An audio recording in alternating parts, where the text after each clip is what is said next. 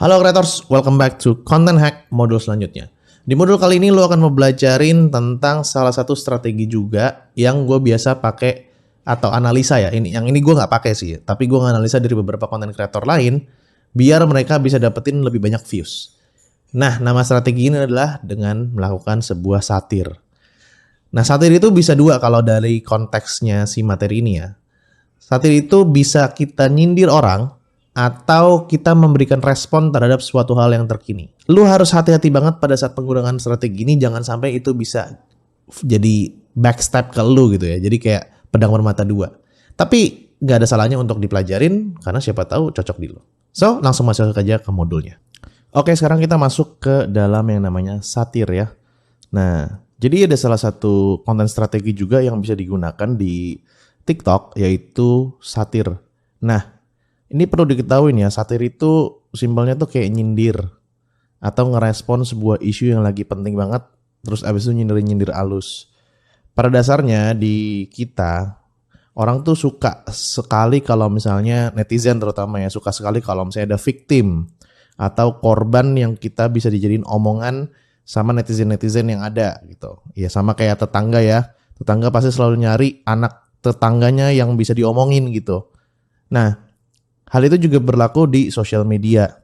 That's why kalau misalnya lo mau bikin konten-konten kayak gini, ya bisa dapetin apa awareness dan dapetin views dan cenderung lebih cepat kalau isunya lagi hot.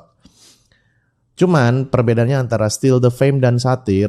Nah, steal the fame dan satir ini bedanya adalah kalau steal the fame kita cuma steal the fame-nya, tapi kita tidak menyerang individu orang atau badan yang lagi dibahas tersebut. Nggak kita serang, nggak kita konotasi negatif. Tapi kalau misalnya satir itu ada konotasinya negatif. Terus abis itu agak nyindir sedikit gitu. Itu perbedaannya. Nah, kalau lo menggunakan satir ini tuh bener-bener ngegabungin banyak faktor ya. Dari mulai steal the fame, abis itu Davide et Impera juga digabungin karena pasti ada yang setuju dan nggak setuju. Steal the fame juga yang lagi rame. Nah sekarang gue masuk ke contoh-contohnya ya. Sebelum masuk ke contoh-contohnya, kalau misalnya dari dulu sampai sekarang, contoh-contoh konten-konten satir tuh kalau zaman dulu ya lagu-lagunya Iwan Fals ya, yang kayak tikus-tikus kantor, terus habis itu yang Galang Rambu Anarki ya kan. BBM naik tinggi, susu tak terbeli, orang pintar tarik subsidi, bayi kami kurang gizi kayak gitu kan. Nah, lirik-liriknya beliau ini cukup mengkritik pemerintah ya, tapi menurut gua sih agak sedikit nyindir lah ke pemerintah kayak gitu. Jadi ya seperti itu contoh kontennya. Nah, aduh sorry ini ketutup ya. Nah, contohnya ini yang lagi hot banget beberapa bulan yang lalu di bulan Maret 2023. Ini si Timothy Ronald. Timothy Ronald ini teman gue juga. Gue gak ada masalah sama Timothy Ronald, cuman Timothy bikin hal-hal yang kontroversial akhirnya disatirin sama orang di stage. Ya kontennya di stage, terus habis itu dibikin opini terbuka gitu loh yang kayak ngerespon dia ketidaksetujuan atau apapun itu. Itu salah satu bentuk, gue nggak bisa bilang satir sih itu ya, tapi itu adalah salah satu hal yang konten yang jenisnya respon gitu lah. Respon kan di sini gue tulis ya nih, sindir dan respon.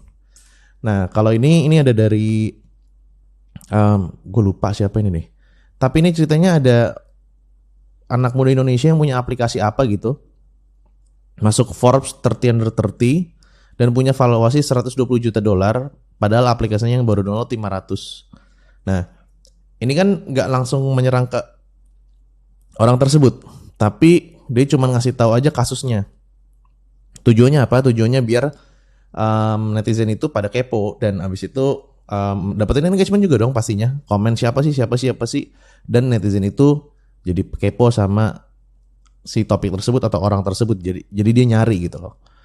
Dan orang yang udah tahu mereka suka banget berkomentar di postingan-postingan yang simpelnya nyindir orang tersebut karena dikasih panggung jatuhnya. Dan itu works juga untuk kita ngasilin views yang banyak atau traffic yang banyak kayak gitu. Itu salah satunya. Dan pesan gue adalah kalau misalnya lu mau pakai tipe konten yang ini, satir atau merespon negatif, hati-hati aja sih, karena takutnya kita keblunder.